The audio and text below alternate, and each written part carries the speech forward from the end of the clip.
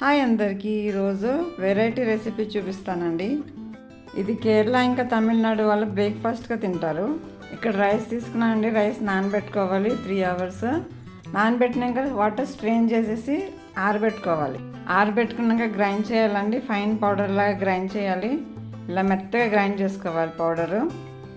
ఇప్పుడు దీన్ని ఒక మందపాటి గిన్నెలో వేసుకుని ఫ్రై చేసుకోవాలి. ఆయిల్ ఏం వేయొద్దండి, పొడిపిండి ఫ్రై చేసుకోవాలి. ఫ్లేమ్ మీడియం ఫ్లేమ్లో పెట్టుకొని ఫ్రై చేసుకోవాలి. చాలా పెద్ద ప్రాసెస్ అనుకోవద్దు.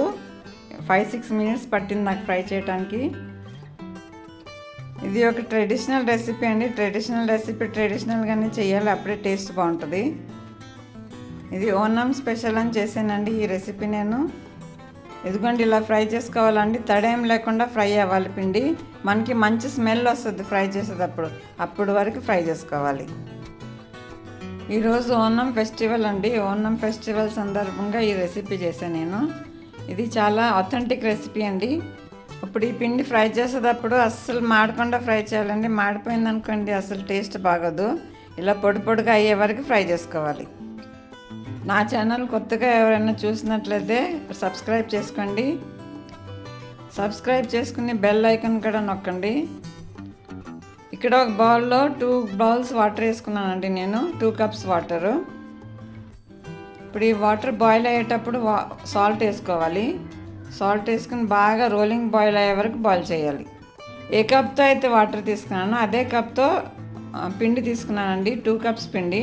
2 cups వాటర్ అయితే 2 cups పిండి పర్ఫెక్ట్గా సరిపోతుందండి. దానిలో కొంచెం నెయ్యి వేసుకుని కలపాలి. ఇక్కడ వాటర్ కాడ బాయిల్ అవుతున్నాయండి. వాటర్ రోలింగ్ బాయిల్ అవ్వాలి. ఇప్పుడు ఈ పిండి కాడ కొంచెం కలుపుకోవాలి. నెయ్యి వేసాం కదా పిండిలో, అది కాడ కొంచెం కలుపుకోవాలి. ఇప్పుడు ఈ పిండిలో మనం బాయిల్ చేసిన వాటర్ వేసుకోవాలి. నాకైతే 2 cups పిండికి 2 cups వాటర్ కరెక్ట్గా సరిపోయిందండి. పిండి చూసుకుని కలుపుకోవాలండి. ఒకసారి వాటర్ వేయొద్దు. ఒక్కొక్కసారి వాటర్ ఎక్కువైనా పడుతుంది, తక్కువైనా పడుతుంది. అందుకని చూసుకుని కలుపుకోవాలి. మనం వాటర్ బాయిల్ అయ్యేటప్పుడు సాల్ట్ వేసాం కదా, ఇంకా పిండిలో సాల్ట్ కలపాల్సిన పని ఏం లేదు. ఇప్పుడు ఇది కలిపిన పిండి కొంచెం పక్కన పెట్టుకుందాం. ఇదిగోండి పిండి కొంచెం ఆరిందండి. చేయి తడుపుకుని మళ్ళీ నీట్ చేయాలి పిండిని. ఇలాగని ఇలా కలుపుకోవాలి పిండి.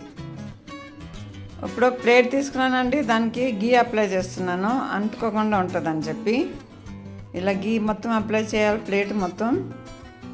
మీరు గీ అన్నా తీసుకోవచ్చు, ఆయిల్ అన్నా తీసుకోవచ్చు అండి. ఇప్పుడు మనం తీసుకునే మౌల్డ్ కూడా గీ అప్లై చేసుకోవాలి. ఇది సన్నగా ఉండది తీసుకోవాలండి మౌల్డ్. ఇప్పుడు మనం ప్రిపేర్ చేసిన పిండి మౌల్డ్లో వేసుకోవాలి.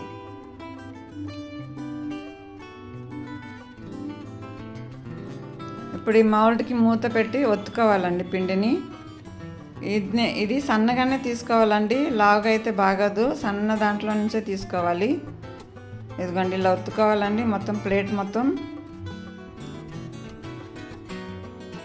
ఇదిగోండి ఇలా ఒత్తుకోవాలి. చాలా సన్నగా వచ్చినాయి కదా, చాలా ఈజీగా కూడా దిగిపోతుందండి. ఎందుకంటే మనం పిండి ఉడికిచ్చాం కదా. ఇప్పుడు దీనిపైన మనం కొంచెం గ్రేటెడ్ కోకోనట్ వేసుకోవాలండి. కొబ్బరి తురుము వేసుకోవాలి. చాలా టేస్టీగా ఉంటుందండి. కొబ్బరి కూడా ఆవిరికి ఉడుకుతుంది, అది కూడా చాలా టేస్టీగా ఉంటుంది. ఇప్పుడు మనం ఒత్తుకున్న ప్లేటు స్టీమర్లో స్టీమ్ చేసుకోవాలి. మీరు ఇడ్లీ పాత్రలో స్టీమ్ చేసుకోవచ్చు, లేకుంటే ఏదైనా కడాయిలో అన్నా స్టీమ్ చేసుకోవచ్చు. ఒక 5-6 minutes స్టీమ్ చేసుకోవాలండి. ఈ ఊరికే స్టీమ్ అయిపోతుందండి, సన్నగా చేసాం కదా మనం. ఇదిగో రెడీ అయిపోయిందండి మన ఇడియప్పం అని అంటారు, నూలప్పం అని అంటారు. ఈ నూలప్పం చాలా టేస్టీగా ఉంటుందండి. ఇదిగోండి అంత విడివిడిగా వచ్చినాయి, ఒకదానికి ఒకటి అతుక్కోకుండా వచ్చినాయి. చాలా సూపర్గా వచ్చినాయి అండి.